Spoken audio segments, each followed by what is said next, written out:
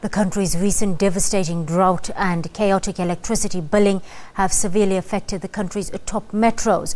Revenues from water and electricity services in Ekurhuleni, Johannesburg and Tshwane to hit rock bottom. This emerged during presentations of their detailed budget performance on delivery of infrastructure to Parliament.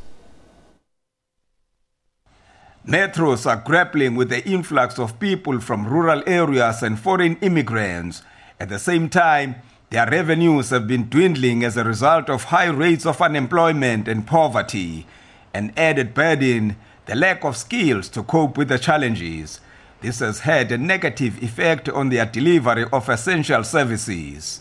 We had a Department of Housing and Human Settlement that did not have an HOD for quite a while.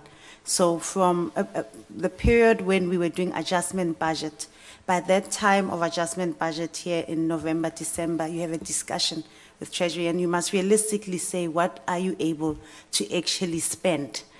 Many people tend to hoard, but we were realistic and said, at this stage, we don't have a manager in this department and it's allocated the most.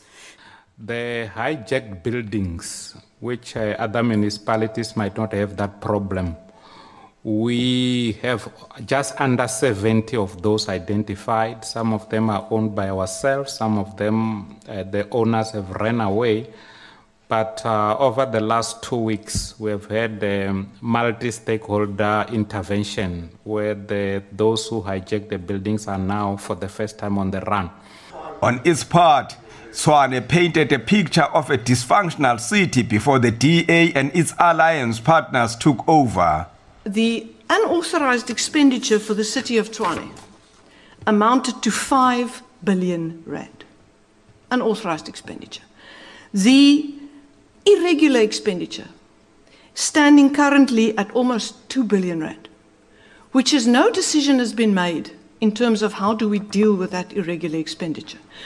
According to Stats SA, at least 60% of the country's population is concentrated in metros. Johannesburg, Cape Town, Ekurhuleni, Pretoria and eThekwini host the majority of these people. Manelisi Tubase, SABC News, Parliament. Let's take